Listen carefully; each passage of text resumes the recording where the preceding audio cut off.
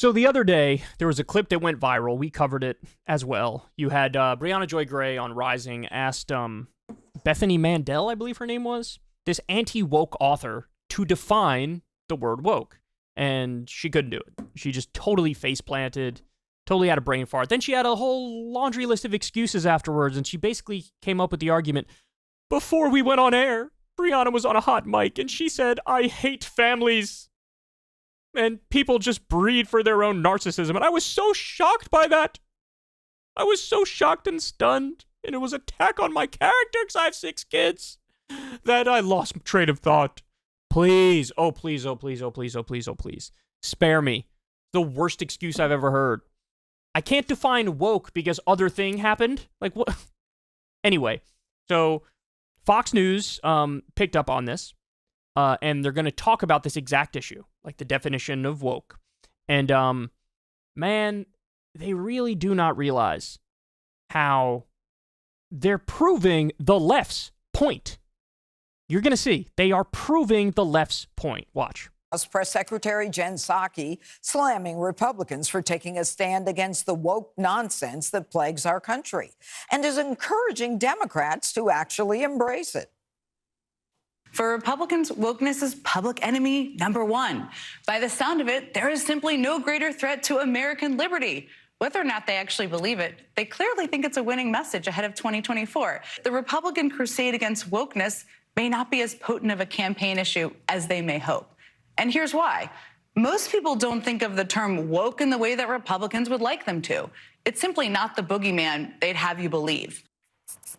Okay, Dana, Psaki mentioned a poll saying that 56% of Americans agree with a positive definition of woke.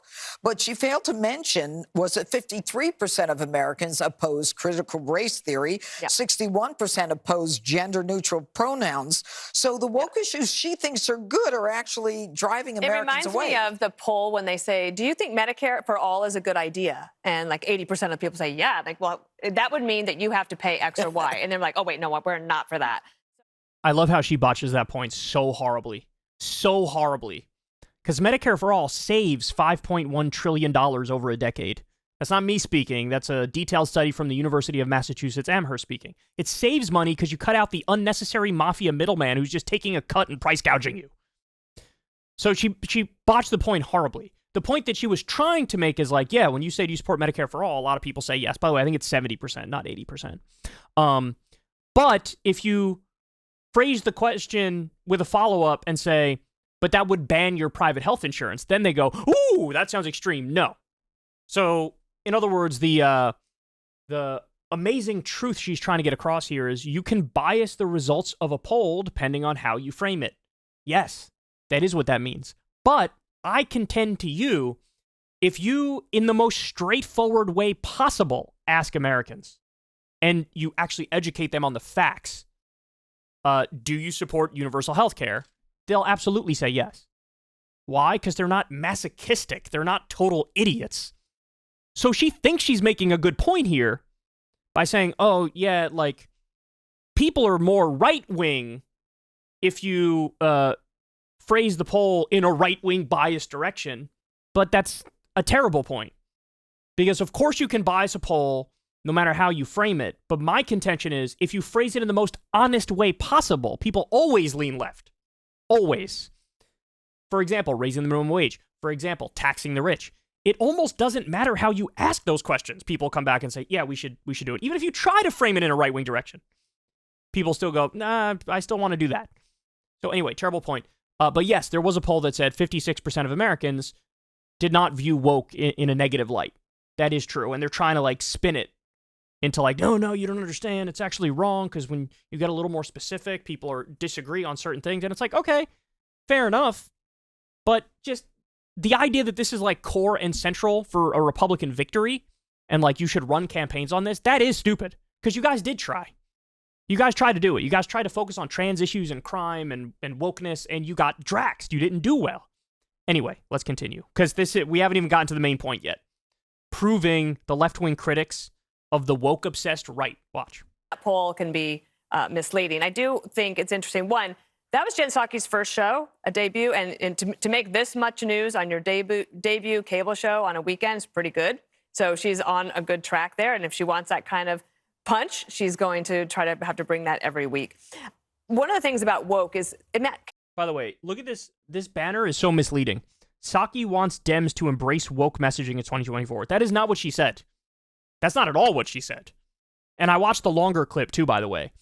Her argument was, you guys keep talking about wokeness, and it is not politically potent as you think it is. That was her point. It's like, you guys are obsessed with it, you guys are running on it, and it's not working. That was her point. Not Democrats should run on wokeness. That wasn't the point at all. Explain it to your mom. Think about that. And I remember when President Trump was running, and this was before he won in 2016, he used to get standing ovations initially when he would say, political correctness is ruining our country. And everybody that was clapping knew exactly what he meant. But it's sort of like the Supreme Court definition of pornography. You know it when you see it. So the Democrats want to get you in an argument where you're having to define wokeism as if the Webster's Dictionary is defining it. And that's not what it is. It could be a feeling. It could be a sense. And I wonder if Republicans or conservatives are going to have to define it more. She could be right. I don't know. This will be tested. But the other poll numbers you showed are important. She said it could be a feeling. It could be a sense. Like, we know wokeness when we see it. No, apparently you don't, because you guys call everything woke. You guys said Silicon Valley Bank failed because of wokeness. You guys unironically made that argument. It's the dumbest thing I've ever heard in my life. It has to do with a bank making terrible bets and investments and the deregulation that Trump signed in 2018 with every Republican and 17 Democrats helping him get it through. And they blamed it on woke. You blame everything on wokeness. So no. Saying, oh, you know, when you see it, it's not a feeling, or it is a feeling, it's a sense. No, you're proving all your critics correct. Your critics' argument is you guys never define it. You admit you guys never define it. And you also just use it as a wet blanket and throw it over everything. You know, you struck a nerve online by using it with a couple issues, and you're just like, oh, let's just ride this into the ground. That's what happened. But again, now you're running into a problem, because apparently when you reach a normie audience, it's a lot more gray area, right? When you talk to a normie audience, they're like, I don't really know what woke means. I could maybe guess what it means, and here's my interpretation of it. But by the way, the most official definition that we have actually came from Ron DeSantis and his lawyers when they had to fight in court for, I don't know if it was the Stop Woke Act, or I think it was that, but it may have been one of his other bills. And so they defined it for the court, and here's what they said. Wokeness is the belief that there are systemic injustices in American society and the need to address them.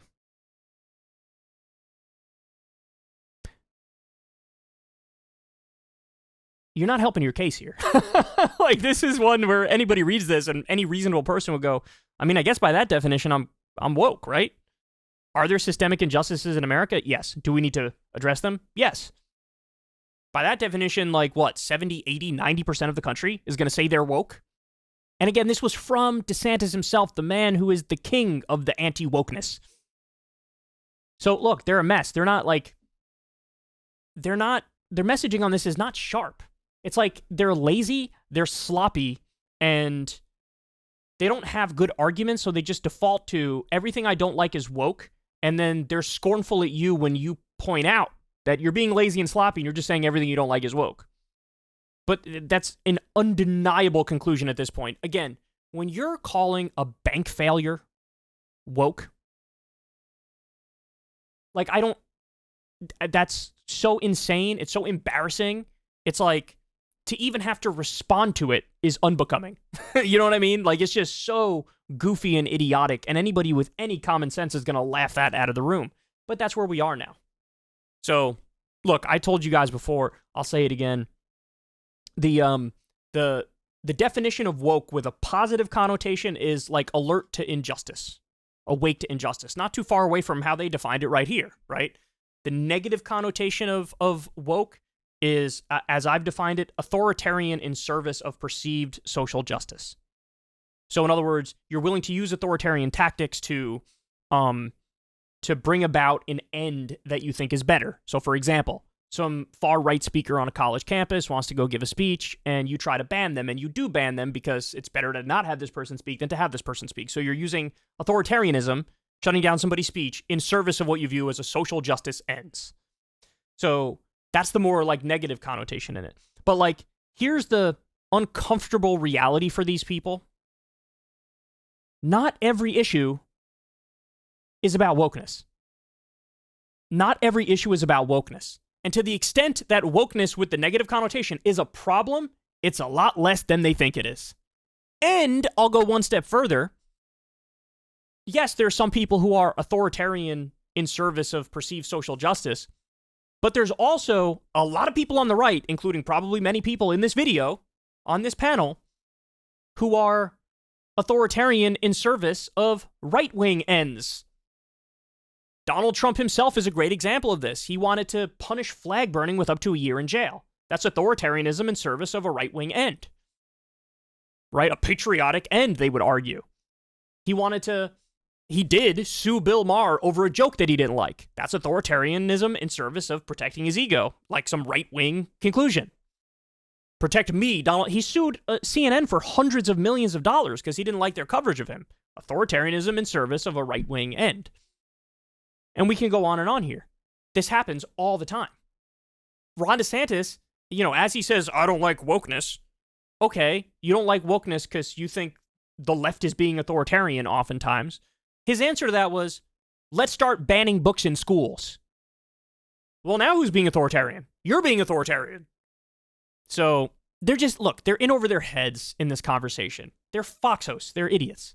Like they don't know how to grapple with this stuff with all of its complexity and its nuance. And they're just, again, at the end of the day, at least she's being honest about what her true belief is. I can't define wokeness, but I think I know it when I see it. It's a feeling, it's a sense you get, and oh yeah, everything I don't like is woke. Yeah, that you're proving all of your critics correct. So thank you for that. If you want to see me and Crystal Ball interview legends like Noam Chomsky, Cornel West, and more, subscribe to Crystal Kyle and Friends on Substack. $5 a month gets you the video version a day early. Remember, we take 0 ad dollars for this podcast. Or you can sign up on Substack for free and get the audio version a day later. Link in the video description box below.